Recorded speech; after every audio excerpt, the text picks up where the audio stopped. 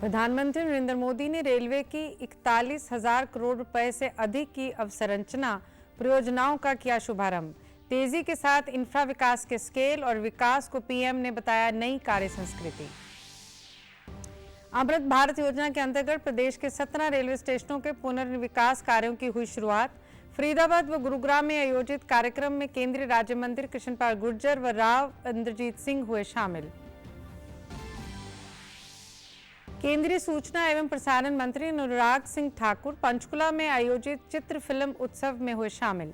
चंडीगढ़ में film certification से संबंधित केंद्रीय बोर्ड का क्षेत्रीय कार्यालय खोलने की घोषणा की।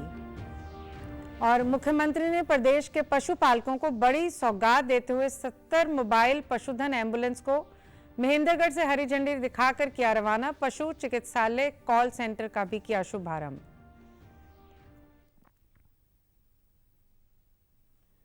नमस्कार, मैं गीतू गुलाटी। अब समाचार विस्तार से। प्रधानमंत्री नरेंद्र मोदी ने आज वीडियो कॉन्फ्रेंसिंग के माध्यम से रेलवे की 41,000 करोड़ रुपए से अधिक की परियोजनाओं का शुभारंभ किया। उन्होंने रेलवे की 2,000 से अधिक परियोजनाओं की आधारशिला भी रखी और उन्हें राष्ट्र को समर्पित किया। कार्यक्रम के दौरान प्रधानमंत्री ने अमृत भारत स्टेशन योजना के अंतर्गत 553 रेलवे स्टेशनों को पुनर्विकास कार्यक्रम की आधारशिला रखी। वह रेलवे स्टेशन 27 राज्यों 9 केंद्र शासित प्रदेशों में हैं। 19,000 करोड़ रुपए की लागत से इनका पुनर्विकास किया जाएगा। प्रधानमंत्री ने उत्तर प्रदेश में गोमती नगर रेलवे स्टेशन का भी उद्घाटन किया। उन्होंने 1,500 ओवरब्रिज और अंडरपास का भी शुभारंभ किया। इन परियोजनाओं से सड़कों पर भीड़ भाड़ कम होगी और सुरक्षा तथा संपर्क को बढ़ावा मिलेगा। प्रधानमंत्री ने रेलवे योजनाओं की बड़ी सौगात देते हुए अपने संबोधन में कहा कि आज का भारत बड़े सपने देखता है और सरकार द्वारा बड़े स्तर पर कार्य किए जा रहे हैं।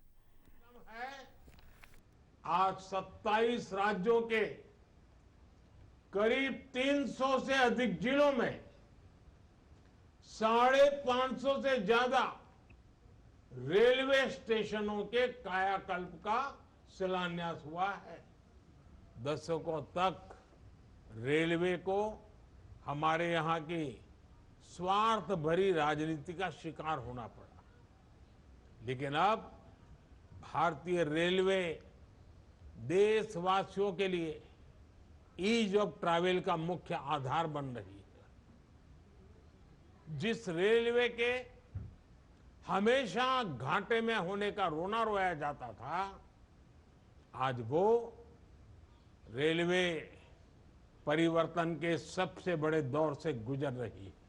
बजट चाहे कितना भी बड़ा हो, अगर घोटाले होते रहे, बेईमानी होती रहे, तो जमीन पर उस बजट का असर कभी नहीं दिखता। बीते 10 वर्षों में हमने बड़े बड़े घोटालों को, सरकारी पैसे की लूट को बचाया है। प्रधानमंत्री नरेंद्र मोदी ने पूरे देश भर में 554 रेलवे स्टेशन के पुनर्विकास की आधारशिला रखी, तो वहीं कई परियोजनाओं का उद्घाटन किया। इस दौरान गुरुग्राम के रेलवे स्टेशन के पुनर्विकास की आधारशिला रखी। स्टेशन निर्माण के पहले चरण में 295 करोड़ रुपए जबकि दूसरे चरण में करीब 300 करोड़ रुपए का खर्च किया जाएगा। इस मौके पर केंद्रीय राज्य मंत्री राव इंद्रजीत सिंह ने कहा कि अगले 18 महीने में बनकर ये रेलवे स्टेशन तैयार होगा, जो कि एक विश्व स्तरीय रेलवे स्टेशन होगा। इसके लिए टेंडर प्रक्रिया को पूरा कर लिया गया है। साथ ही उन्होंने कहा कि पटौदी और रेवाड़ी में रेलवे स्टेशन के पुनर्विकास का कार्य पहले ही शुरू हो चुका है। रेवाड़ी और फारूक नगर पे ऑलरेडी काम चलना शुरू हो चुका है। तो गुड़गांव के अंदर जो आज रखा गया है शिलान्यास का पत्थर, वो 295-96 करोड़ के करीब है। 8 मंजिली रेलवे स्टेशन बनेगी। 4 मंजिल उसके अंदर से कमर्शियल यूज के तौर के ऊपर आएंगी और 3 मंजिलों रेलवे वालों के लिए काम आएंगी। और जो सबसे ऊपर वाली मंजिल है, उसके अंदर यातायात के लिए, यात्रियों के लिए एक बड़ा सा हॉल बनाया जाएगा। उसमें सब सुविधा, खाने पीने की, आराम करने की सब। ये अभी इस वक्त टेंडर फ्लोट हो चुका है। टेंडर फाइनलाइज होने के अंदर हो सकता है और 10-20 दिन लग जाएं। एक बार वो ठेकेदार तय हो जाएगा तो 18 महीने के भीतर भीतर कर दिया जाएगा और नई टेक्नोलॉजी से बनेगा। अमृत भारत योजना के तहत पलवल जिले में भी विभिन्न परियोजनाओं का शिलान्यास किया गया। विधायक दीपक मंगला ने पलवल रेलवे स्टेशन का 45 करोड़ रुपए की लागत से पुनर्विकास करवाया। विकास कार्यों की शुरुआत की गई। सड़क, रेल और एयरपोर्ट की कनेक्टिविटी के मामले में पलवल देश के अग्रणी जिलों में शामिल है।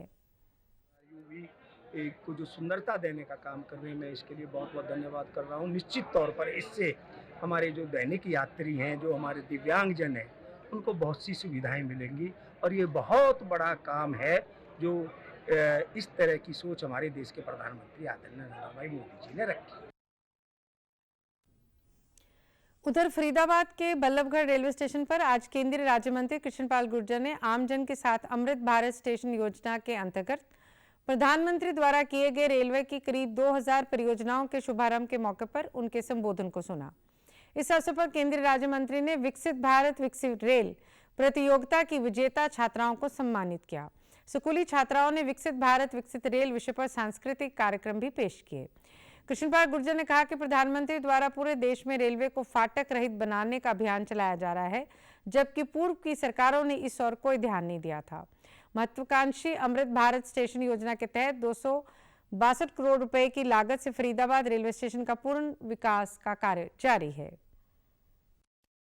विकसित भारत विकसित रेल की जो कल्पना लोग सोचते थे, आज वो उनकी आंखों के सामने साकार हो रही है। वंदे भारत, नमो भारत ट्रेन, अमृत भारत ट्रेन, आप देखिए किस तेजी से भारत में आज दौड़ रही है। तो ये पूरी कहानी है। उसी रिडेवलपमेंट के कार्यक्रम के तहत फरीदाबाद के रेलवे लोकसभा के रेलवे स्टेशनों को भी रिडेवलपमेंट का काम बहुत तेजी से पहले शुरू हो गया। फरीदाबाद का 262 करोड़ की लागत से, और आज माननीय प्रधानमंत्री जी ने न्यू टाउन और बल्लभगढ़ और पलवल का, इन तीनों रेलवे स्टेशनों को 129 करोड़ की लागत से रीडेवलपमेंट का कार्य आज शुरू हुआ है। वहीं इस मौके पर विकसित भारत विकसित रेल प्रतियोगिता में अव्वल आने वाली छात्राओं ने सम्मानित होने पर खुशी जताई। मैंने ऐसे राइटिंग कंपटीशन में पार्ट लिया और उसमें मेरी 3rd पोजीशन आई। हमारे स्कूल में कुछ दिन पहले रेलवे अधिकारी आए थे, उन्होंने हमें इस प्रतियोगिता में हिस्सा लेने का मौका दिया। मैं उनका धन्यवाद करना चाहूँगी। मेरे जैसे और बच्चे इस प्रतियोगिता में भाग ले और आगे देश का नाम रोशन करें। कुछ दिन पहले हमारे विद्यालय में रेलवे अधिकारी जी आए थे, उन्होंने हमारे विद्यालय को इस कंपटीशन में पार्टिसिपेट करने का मौका दिया, जिनके कारण आज मुझे यह स्थान प्राप्त हुआ। मैंने इलोक्यूशन कंपटीशन में पार्टिसिपेट करा था और उसमें मुझे फर्स्ट प्राइज मिला। हमारे मोदी जी ने प्राइम मिनिस्टर हमारे, उन्होंने कैसे एक अपने व्यूज़ को, अपने विजन को आगे बढ़ा रहे हैं। उनका विजन ये है कि वो 2047 तक, जब तक 100वां हमारा स्वतंत्रता दिवस होगा, तब तक हमारा इंडिया एक डेवलप्ड कंट्री बन जाए। अमृत भारत स्टेशन योजना के तहत आज प्रधानमंत्री द्वारा देश भर में शुरू की गई रेलवे विकास परियोजनाओं में प्रदेश के भी 17 स्टेशन शामिल हैं। भिवानी के लोहारू रेलवे स्टेशन को भी 16 करोड़ रुपए की लागत से पुनर्निर्माण के लिए योजना में शामिल किया गया है। इस मौके पर लोहारू रेलवे स्टेशन कृषि मंत्री जयप्रकाश दलाल ने प्रधानमंत्री के कार्यक्रम को आमजन के साथ सुना। कार्यक्रम के बाद कृषि मंत्री ने कहा कि अमृत भारत स्टेशन योजना के तहत रेलवे स्टेशनों के सौंदर्यकरण, वेटिंग रूम, कैफे एरिया, क्षेत्र निर्माण, पैदल मार्ग, पार्किंग एरिया व रेलवे स्टेशनों पर दिव्यांगों के लिए सुविधाएं करने का प्रावधान किया गया है। इसी के तहत 16 करोड़ रुपए की लागत से लोहारू रेलवे स्टेशन पर भी कार्य किया जाएगा।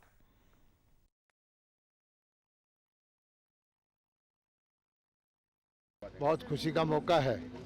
जिस तरह से प्रदेश सरकार की योजनाओं में लोहारू प्रथम रहता है, चाहे वो नहरों का मामला है, बिजली का मामला है, सड़कों के विकास का मामला है, उसी तरह से आज हमारे प्रधानमंत्री आदरणीय नरेंद्र मोदी जी जो देश के अंदर आज 554 स्टेशनों का सुधार कर रहे हैं, उसमें हमारे लोहारू का भी नाम है। 15-16 करोड़ की लागत से ये जो इतना पुराना स्टेशन है, इसका सुधारीकरण होगा। यहाँ टॉयलेट अच्छे बनेंगे, ओवर ब्रिज बनेगा, ये इसका सारा ब्यूटिफिकेशन होगा और लोगों को ज़्यादा सुविधाएं मिलेंगी। मैं प्रधानमंत्री नरेंद्र मोदी जी का और हमारे मुख्यमंत्री मनोहर लाल जी का धन्यवाद करता हूं कि कोई भी विकास की योजना आती है प्रदेश में, लोहारू का नाम उसमें जरूर होता है। मैं उनका एक बार फिर से धन्यवाद करता हूं।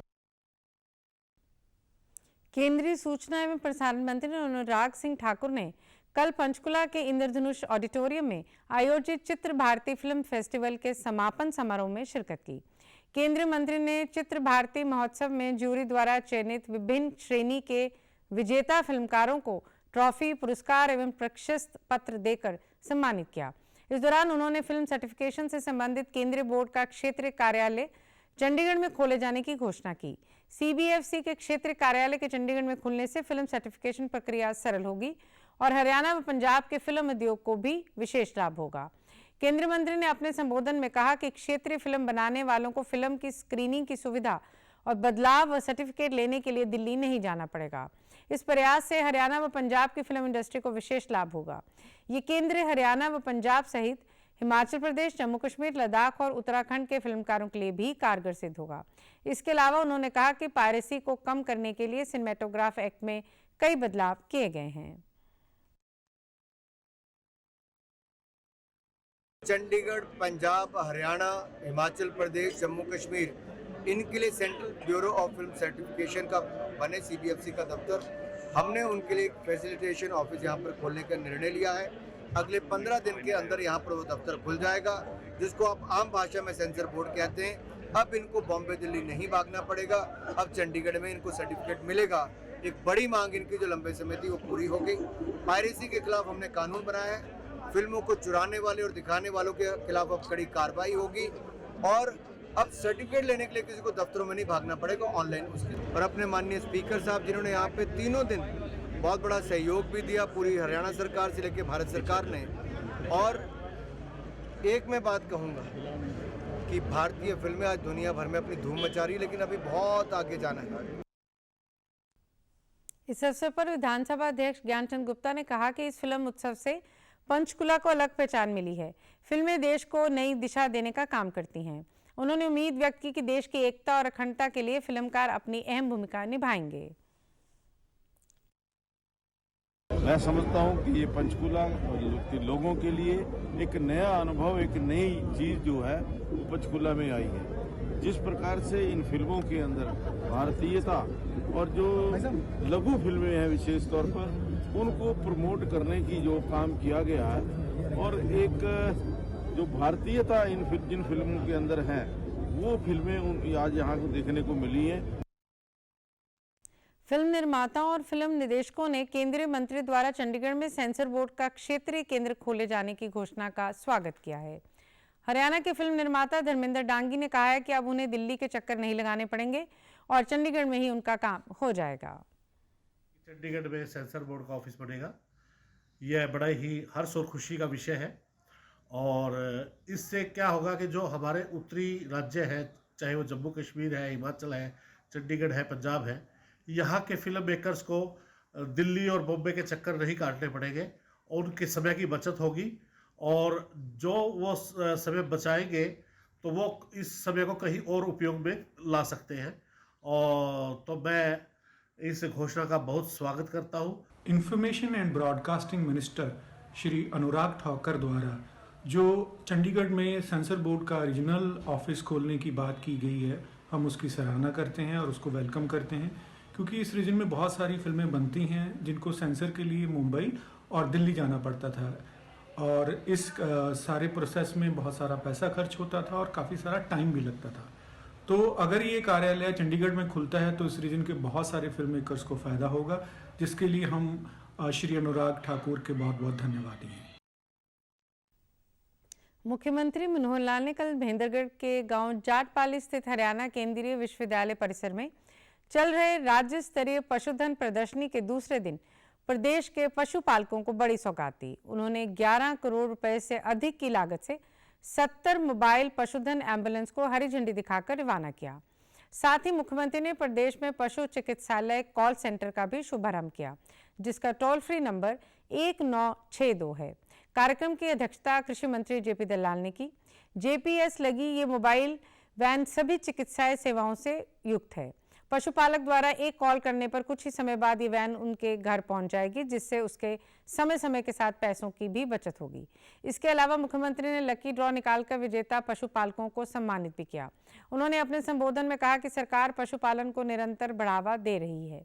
अधिक दूध देने वाली मुर्रा भैंसों को मालिकों को 30,000 रुपये तक का नगद प्रोत्साहन दिया जाता है। हरियाणा की मुर्रा नस्ल की भैंस दुनिया भर में प्रसिद्ध है। हरियाणा की साहिवाल और हरियाणा नस्ल की गायों पर हमें गर्व है। दुग्ध उत्पादन में हरियाणा देश के अग्रणी राज्यों में है। अब हमें अपने पशु के इलाज के लिए तुरंत किसी डिस्पेंसरी में जाने की जरूरत नहीं है। हमें एक नंबर दिया है जो भी जारी किया है, 1962 नंबर है 1962। हम उसका टेलीफोन करेंगे 1962 तो तुरंत डॉक्टर, और ये जो मोबाइल वैन, अभी तक तो हरियाणा में 21 वैन चलती थी, आज 70 नई वैन मोबाइल डिस्पेंसरी, इन मोबाइल डिस्पेंसरी का आज हमने रवाना की है। अब पूरे हरियाणा में 90 ऐसी ये मोबाइल डिस्पेंसरी वैन हो गई हैं। इससे दूध का उत्पादन देश भर में 459 ग्राम प्रति व्यक्ति दूध पैदा होता है, एक व्यक्ति के हिस्से में आता है। वहीं हरियाणा में अगर मैं बताऊं तो 1098 ग्राम दूध, यानी डबल ये दूध हमारे यहाँ हरियाणा में होता है। हमारे यहाँ की मुर्रा की जो भैंसें हैं, हमारे जो साहिवाल हरियाणा की ये गाय हैं, ये जो गाय का नस्ल का यहाँ पालने का एक परंपरा बनी हुई है। इसी के कारण से हम जो अपने सारे विषय को आगे बढ़ा पाते हैं। पशुपालकों की पूंजी की जरूरत को पूरा करने के लिए पशुधन किसान क्रेडिट कार्ड प्रदान किए जा रहे हैं। अब तक 1,56,000 पशुधन किसान क्रेडिट कार्ड बैंकों द्वारा स्वीकृत किए गए हैं। इसी प्रकार छोटे किसानों तथा ग्रामीण क्षेत्र के युवाओं के लिए हाईटेक व मिनी डेयरी स्कीम चलाई जा रही है। इसका उद्देश्य युवाओं को स्वरोजगार के अवसर उपलब्ध करवाने के साथ साथ दूध का उत्पादन बढ़ाना है। इस योजना के तहत वर्तमान सरकार के कार्यकाल में 13,244 डेयरियां स्थापित हुई हैं। प्रदेश में पंडित दीनदयाल उपाध्याय सामूहिक पशुधन बीमा योजना के तहत 10 लाख से अधिक पशुओं का बीमा किया गया है। किसान क्रेडिट कार्ड ये जारी किए 1,56,00,000 ये जो जारी हुए, इसमें 2,000 करोड़ रुपए का हमने जो है जारी किए, उसको किसानों का लाभ हुआ है। अगर किसी के पशु का इनाम फर्स्ट सेकंड थर्ड नहीं आता है तो निराश होने की जरूरत नहीं है। ये मेला हर साल लगना है। हर साल हम अपने पशु को अच्छे से पालें, उसको सुंदर उसको बनाएं और उसका उपयोग भी करें। आज अच्छे पशु यहाँ तक हो गए हैं, करोड़ रुपए से भी ऊपर कीमत हमारे पशुओं की हो गई है। और ये हर जब बताते हैं कि हमारे प्रधानमंत्री नरेंद्र मोदी ने कल गुजरात के राजकोट से वर्चुअल माध्यम से झज्जर जिला के गांव देवरखाना में नवनिर्मित केंद्रीय योग एवं प्राकृतिक अनुसंधान संस्थान का लोकार्पण किया। इस दौरान आयोजित कार्यक्रम में मुख्यमंत्री मनोहर लाल भी शामिल हुए। भाजपा के राष्ट्रीय सचिव ओपी धनखड़, सांसद डॉक्टर अरविंद शर्मा, आयुष मंत्रालय के सचिव राजेश कोटेचा भी मौजूद रहे। मुख्यमंत्री ने कहा कि केंद्र सरकार की ओर से हरियाणा में आयुष चिकित्सा के क्षेत्र में अपनी तरह का प्रथम प्रोजेक्ट है। इस अस्पताल के लोकार्पण से हरियाणा, दिल्ली, राजस्थान सहित अन्य देशवासियों को लाभ होगा। यूनिवर्सल हेल्थ कवर देने वाला हरियाणा देश का प्रथम राज्य बन गया है। उन्होंने कहा कि भारत की पारंपरिक चिकित्सा पद्धति सिर्फ इलाज तक सीमित नहीं रही, बल्कि ये लाइफ की एक होलिस्टिक साइंस है। आज आधुनिक दुनिया की जो लाइफस्टाइल है, जिसमें हम रोज नई नई बीमारियां देख रहे हैं, उसमें हमारी प्राचीन एवं प्रामाणिक चिकित्सा पद्धति का ज्ञान बहुत ही महत्वपूर्ण है। मुख्यमंत्री मनोहर लाल, गृह मंत्री अनिल विज और कांग्रेस के नेता सहित अन्य कई लोगों ने इनेलो प्रदेशाध्यक्ष स्वर्गीय नफे सिंह राठी की आकस्मिक मृत्यु पर शोक व्यक्त किया। आज हरियाणा विधानसभा में रखे गए शोक प्रस्ताव में महाराष्ट्र के भूतपूर्व मुख्यमंत्री मनोहर जोशी के साथ साथ इनेलो के नफे सिंह राठी को भी श्रद्धांजलि दी गई। वहीं सदन में कांग्रेस द्वारा कानून व्यवस्था और इनेलो अध्यक्ष नफे सिंह की हत्या से संबंधित स्थगन प्रस्ताव रखा गया, जिसमें सदन ने स्वीकार कर इस पर चर्चा करने की स्वीकृति दी है।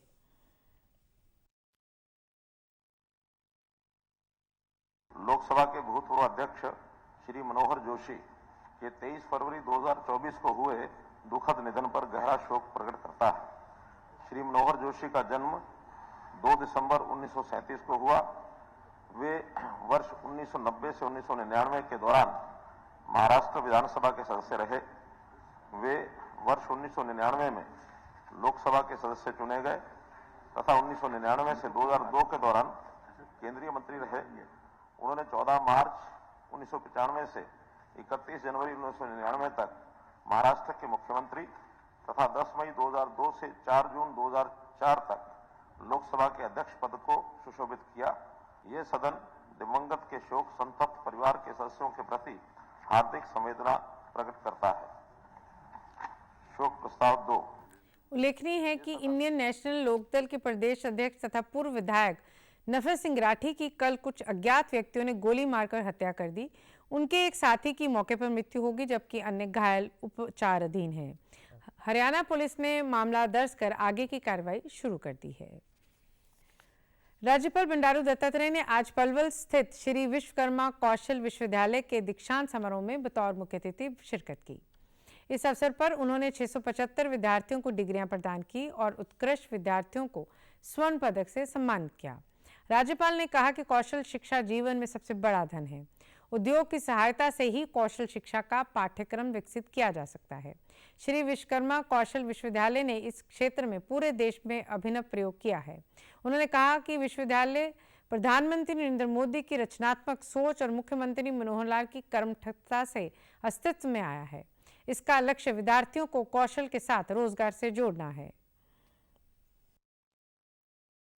शिक्षा जो है एक बड़ी दीक्षा है। प्रत्येक मनुष्य के जीवन में सर्वाधिक महत्वपूर्ण होती है। विद्यार्थी अपने जीवन में ये महत्वपूर्ण कालखंड शिक्षा में लगाकर दक्ष हो जाता है और दीक्षांत समारोह उसे विद्यार्थी जीवन के तप, त्याग और तपस्या पर गौरवान्वित होने का अवसर देता है। हमारे देश के महान ग्रंथों में कहा गया है कि सुगातिना कुतो विद्या, विद्यार्थिना कुतो सुखम।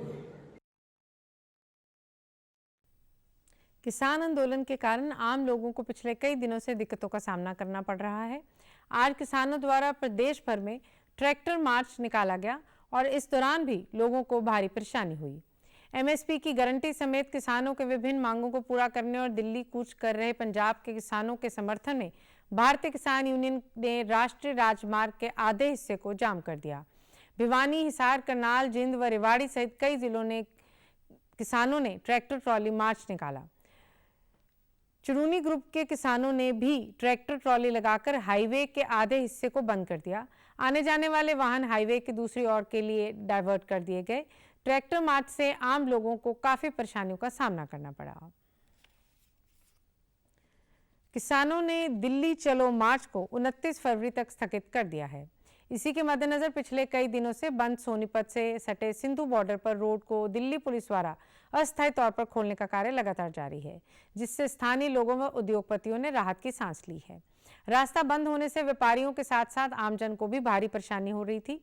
NH 44 पर 2 लाइन खोलने के लिए दिल्ली पुलिस द्वारा जेसीबी व अन्य मशीन लगाकर कंटेनर व सीमेंट की कंक्रीट को हटाया गया।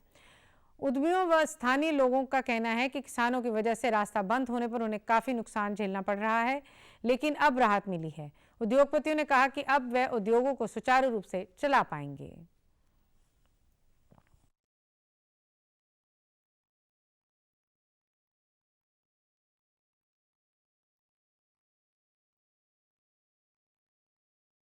कि मीडिया ने हमारी आवाज़ वहाँ तक उठाई, वहाँ तक लेके गए, जिससे कि ये बहुत बड़ी राहत मिली है। मतलब ऐसे मिली है जैसे कि एक आदमी को लास्ट मोमेंट के अंदर ऑक्सीजन मिल जाती है। नहीं तो पूरे उद्योग इंडस्ट्री एरिया का, कुंडली हो, बड़ी हो, राई हो, जो भी इंडस्ट्री एरिया यहाँ पर थे, जो पहली मार चुके थे, तकरीबन उसी कगार के ऊपर हम लोग चल पड़े थे कि फैक्ट्रियाँ बंद करो, अपने घर चले जाओ, लेबर भागनी शुरू हो गई थी।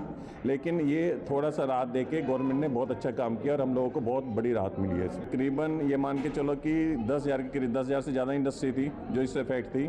सारे ऑर्डर, हमारे एक्सपोर्ट के ऑर्डर कैंसिल होने के उस पर आ गए थे, रॉ मटेरियल आना बंद हो गया था, जो मटेरियल रेडी था वो नहीं जा रहा था। निश्चित रूप से लोगों को बहुत दिक्कत हो रही थी और इसीलिए मुझे लगता है कि प्रशासन ने निर्णय किया है कि कुछ ना कुछ थोड़ा रास्ता लोगों को देना चाहिए, क्योंकि रोजगार और चाहे वो फैक्ट्रियों में कर्मचारी हों, अर्थव्यवस्था भी खराब होने लग रही है, देश का बहुत बड़ा नुकसान हो रहा है।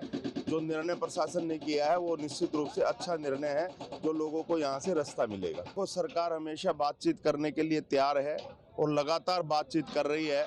आप देख रहे हो कि भारत सरकार का पूरा एक प्रतिनिधि मंडल किसानों के बीच जाकर के अपनी बात रख रहा है।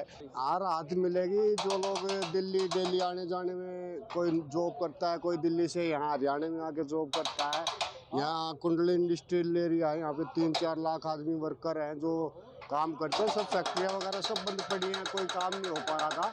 तो ये जो दिल्ली सरकार ने पहल किया, ये अच्छी बात है। एरिया जी आने जाने में बहुत दिक्कत हो रही है जी। आम पब्लिक को अभी जी, लोग भी पैसे वाले हैं जी, हरी बीमारी वाले हैं जी, साग सब्जी वाले हैं जी। इंडस्ट्री एरिया बहुत ही बड़ा है, यहाँ पर 3 लाख वर्कर काम करते हैं जी रोज का जी। यहाँ जी 2 साल पहले भी ऐसे ही हुआ था जी, छोटे मोटे धंधे बंद होने पर कहाँ कर पा रहे हैं जी। केंद्र सरकार द्वारा किसानों के हित में चलाई जा रही विभिन्न योजनाओं का लाभ उन्हें मिल रहा है। हिसार के रायपुर गांव किसानों ने प्रधानमंत्री नरेंद्र मोदी का धन्यवाद करते हुए कहा कि केंद्र की योजनाओं से उनके जीवन में सकारात्मक बदलाव आए हैं। सरकारी योजनाओं की वजह से ही वे आर्थिक रूप से सक्षम हो रहे हैं। किसानों ने कहा कि पहले ही सरकारों ने किसानों और खेती पर इतना ध्यान कभी नहीं दिया जितना मोदी सरकार दे रही है। पीएम किसान सम्मान निधि योजना से उन्हें आर्थिक मजबूती मिली है। बागवानी में जो सब्सिडी दी जा रही है उसका वे भरपूर लाभ ले रहे हैं, जिसके लिए प्रधानमंत्री का धन्यवाद करते हैं। सरकार की योजनाओं का जो पैसा मिलता है वह ऑनलाइन सीधा उनके बैंक खातों में पहुंच रहा है। उन्होंने कहा कि पहले खाद लेने के लिए लाइन में लगना पड़ता था, परंतु अब बिना लाइन में लगे ही खाद बीज आसानी से उपलब्ध हो रहे हैं। बोतल में नैनो यूरिया मिलने से अब किसान को यूरिया की बोरी का वजन भी नहीं उठाना पड़ता।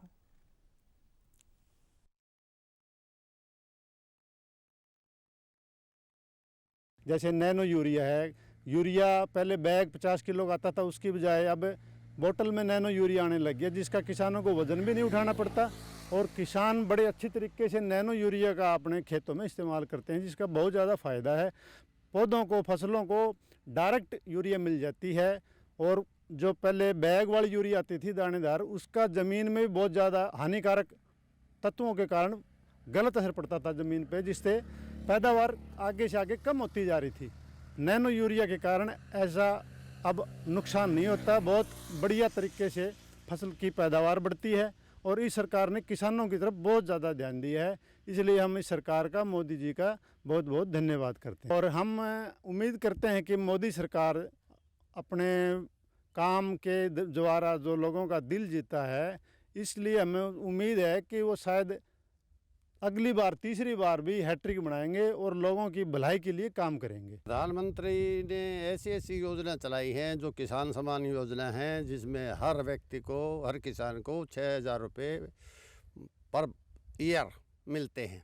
बाकी पहले दूसरी किसी भी गवर्नमेंट आई है, उसने कोई ऐसा किसानों के लिए कोई बात नहीं सोची। ज़मींदार को इस विचार देखना पड़ता है कि भाई अभी पैसे कहाँ से ले आएँ, पैसे कैसे, तो ये मिलते हैं तो इसमें से खाद बीज हर टाइप का जो है दवाइयाँ ले लेते हैं। किसानों के बारे में अच्छा ध्यान दे रही है और वक्त पर खाद बीज मिल रहा है, अच्छी बीज की वैरायटी मिल रही है। अच्छी सरकार है, प्रधानमंत्री हमारे अच्छे प्रधानमंत्री हैं।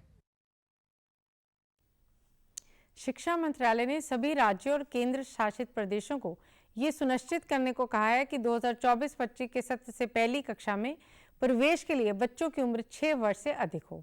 ये व्यवस्था राष्ट्रीय शिक्षा नीति 2020 तथा निःशुल्क और अनिवार्य बाल शिक्षा अधिकार अधिनियम 2009 के प्रावधानों के अनुरूप की गई है। शिक्षा मंत्रालय ने इस महीने की 15 तारीख को स्कूली शिक्षा और साक्षरता विभाग को इस बारे पत्र लिखा है और सत्र 2024-25 से ग्रेड 1 में प्रवेश के लिए ये नियम लागू करने को कहा है।